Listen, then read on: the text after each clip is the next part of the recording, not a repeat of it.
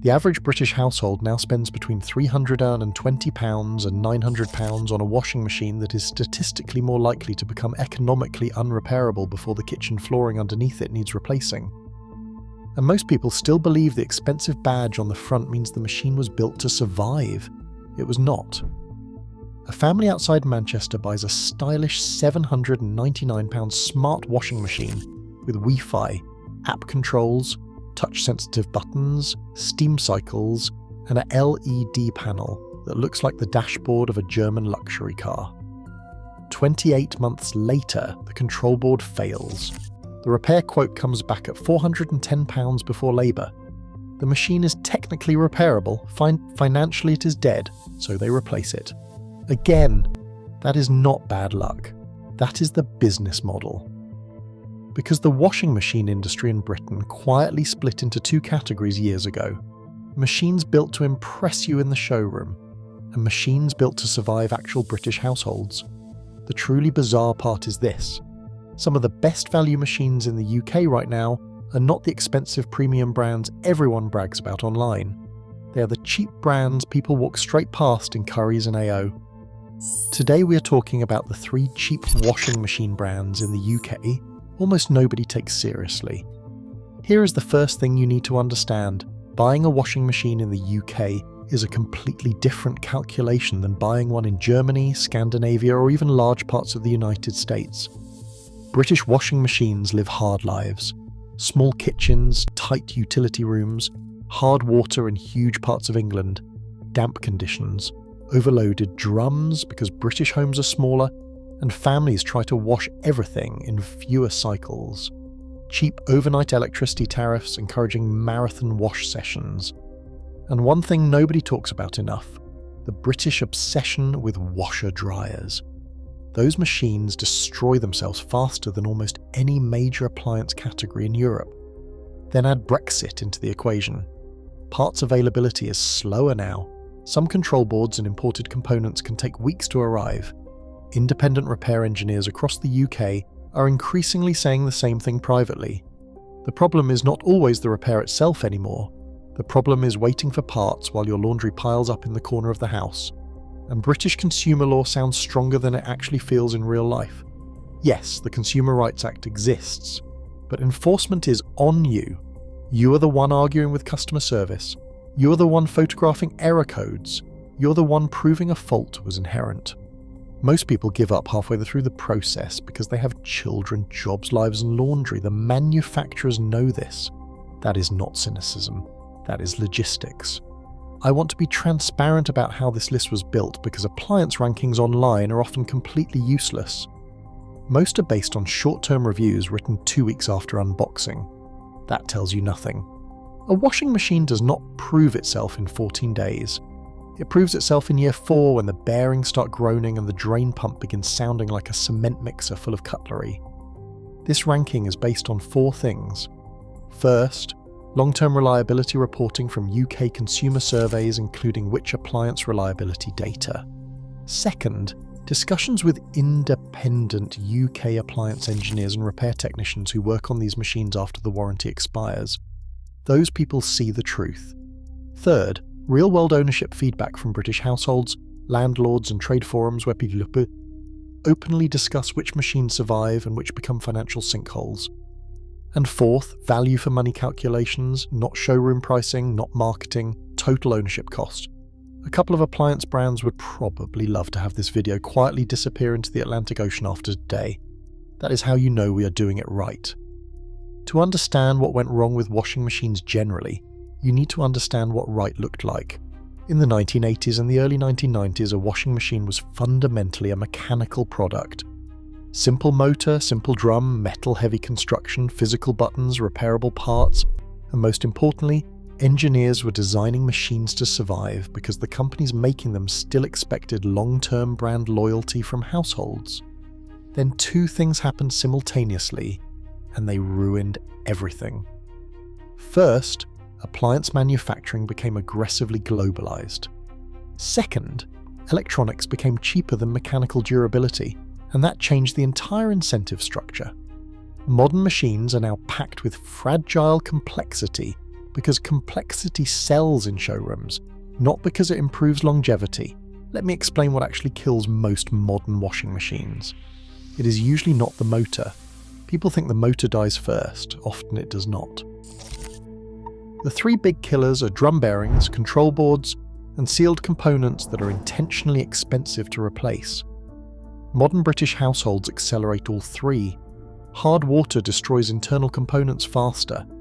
Heavy use overheats electronics. Cheap detergent residue clogs systems, and giant 1,400 or 1,600 RPM spin cycles place enormous stress on bearings over time. Then the repair bill arrives. £250, £340, £480, at which point the customer looks at a brand new machine online for £399 and says the sentence the industry is counting on, "We may as well just replace it." That sentence is the business model. There is another reason modern washing machines in Britain fail faster than people expect, and almost nobody talks about it honestly, because the entire industry benefits from consumers not understanding it. Modern energy regulations changed how washing machines clean clothes. Now let me be clear, energy efficiency matters. Lower electricity use matters, lower water use matters, but there was a trade-off, and the trade-off was time. Older washing machines used hotter water, simpler cycles, and more aggressive agitation. Modern machines now compensate for lower energy use by running dramatically longer cycles. 2 hours, 3 hours, sometimes nearly 4 hours, and consumers unknowingly make the problem worse, because almost everybody now uses quick washes constantly. That sounds harmless. It is not always harmless. Quick washes often use lower temperatures and shorter rinse cycles, which means detergent residue builds up faster inside the machine. That sludge accumulates around door seals, drainage systems, internal pipes, and detergent drawers until the machine starts smelling damp even after cleaning. The engineers already know exactly what happened. The machine was slowly choking itself, and this is where premium marketing becomes deceptive. A lot of expensive machines are now built around the illusion of sophistication rather than actual durability. Touch-sensitive controls instead of physical buttons. Ultra-thin plastic detergent trays. Sealed drum assemblies that turn simple bearing repairs into near-total rebuilds. And the average customer has no idea this is happening, because you cannot see durability in a showroom. You can only see styling. This is why some of the smartest appliance buyers in Britain are landlords, maintenance workers, and tradespeople, people who pay for repairs with their own money. Those people think differently. They do not ask, "Does this look premium?" They ask, "What breaks first?" Sir, that is a completely different mindset. Let me give you a perfect example. A huge number of British consumers are obsessed with ultra-high spin speeds. 1,600 RPM sounds impressive. Manufacturers market it aggressively because the clothes come out drier and the specification sheet looks better online. Higher spin speeds place dramatically more stress on bearings, suspension systems, and balancing components over time. In British homes, machines are often squeezed into uneven kitchen spaces with slightly sloped floors. That vibration matters, and nobody mentions that part in the advertising.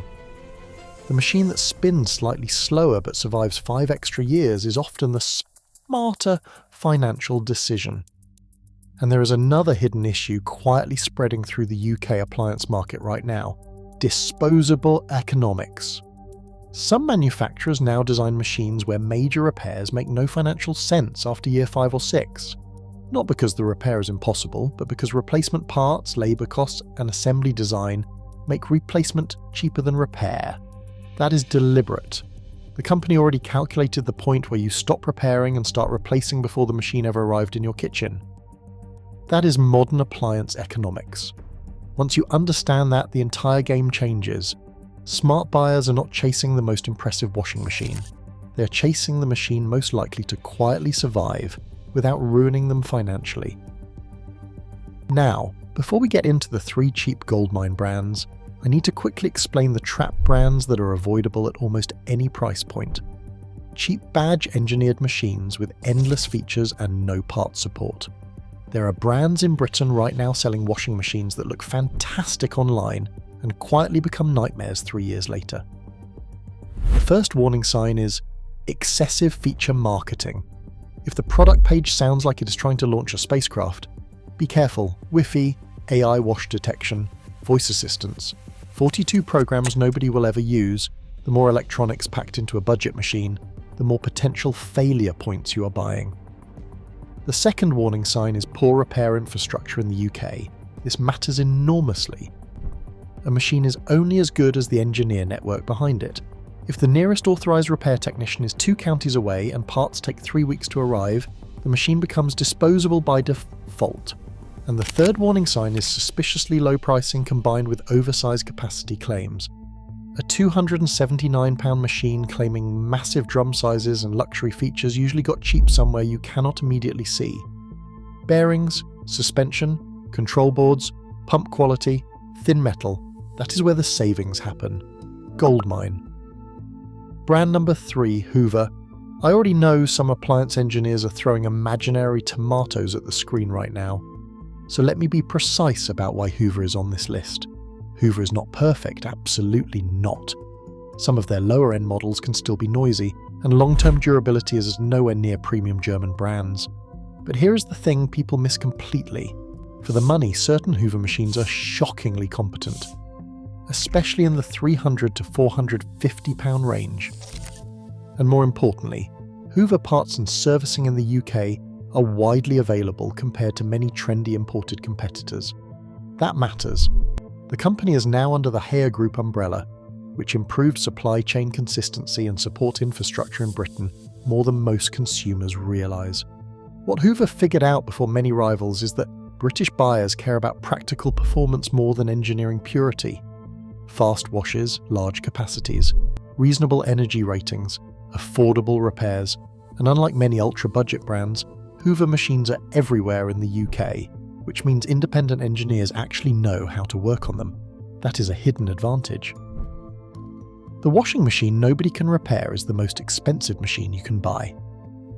The catch: avoid the temptation to buy the absolute cheapest Hoover model on the shelf. That is where the compromises become visible. The sweet spot is the mid-range H-wash lines with sensible spin speeds and fewer gimmicks, not the app-heavy nonsense, simple wins. Goldmine brand number 2, Hisense. And this one surprises almost everybody. British consumers still think of Hisense primarily as that television company. That perception is outdated. Hisense has been quietly improving appliance quality and aggressively expanding in Europe while keeping pricing below the traditional giants. Now, let me be fair. Hisense does not yet have the decades-long reliability track record of Bosch or Miele. It would be dishonest to pretend otherwise, but the value proposition right now is extremely strong, particularly for younger buyers, renters, first-time homeowners, and families who need dependable performance without spending £700 on laundry equipment. Several UK reviewers and consumer discussions consistently highlight how much machine you get for the money. You get large drums, quiet operation, surprisingly good energy efficiency, and long warranties on selected models. And here is the important part. Hisense is currently in the phase many brands go through before they become mainstream and expensive. The prove ourselves phase. That phase is where value lives. Because companies still have to over-deliver to gain market share. Once dominance arrives, cost-cutting usually follows. That is the life cycle of almost every appliance brand eventually. The catch with Hisense is quality consistency. Some models are excellent, some are merely fine. Research matters here. Do not buy blindly. Avoid getting hypnotized by giant capacity numbers and futuristic features.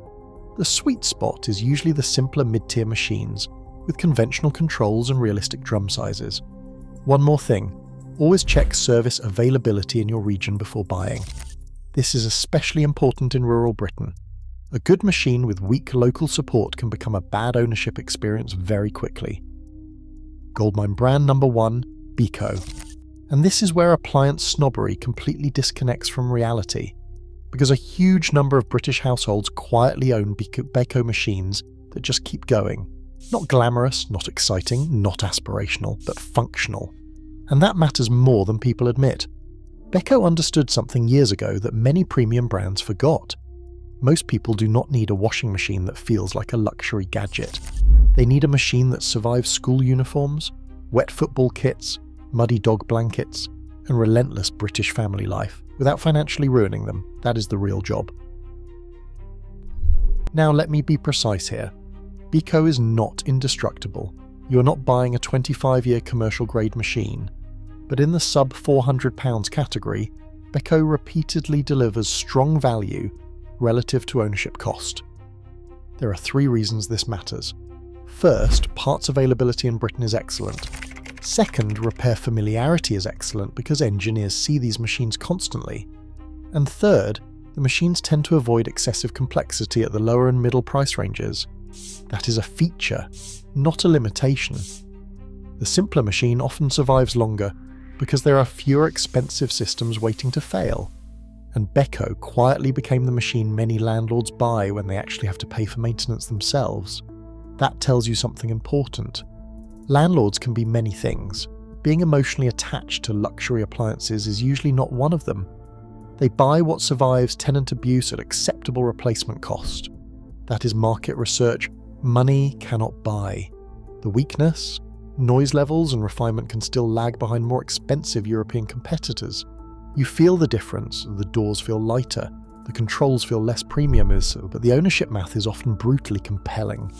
And this is the section of the video where a lot of people start getting angry in the comments because they bought a £900 machine and do not want to hear that a £349 Beko is quietly outperforming expectations in British households. I understand that emotionally, but this is not about status, it is about survival. Before we get into the rules every UK appliance engineer uses, I want to ask you something directly. Drop a comment right now. What washing machine brand are you using and what failed first? I genuinely want to know. My guess is a huge number of you are going to say bearings, electronics, or drainage systems. I am also going to guess a suspicious number of those failures happened shortly after the warranty expired. That is not a coincidence. That is engineering. The 3 rules smart buyers follow. Rule number 1. Buy the simplest version of a good machine, not the fanciest version of an average machine. This rule alone will save people thousands of pounds over the next decade. Mechanical simplicity is durability. Every extra electronic system is another future repair bill waiting quietly inside the cabinet. You do not need 40 programs, you use about 4. Everybody uses about 4. Rule number 2. Check part support before you buy, not after it breaks. This is one of the biggest mistakes British buyers make. Go online before buying any appliance and search for replacement pumps, door seals and control boards. If finding parts already feels difficult before ownership, imagine the situation when your laundry basket is overflowing and the machine is flashing error codes at midnight. Rule number 3. Ignore showroom emotion and calculate ownership cost, because the sticker price is not the real number.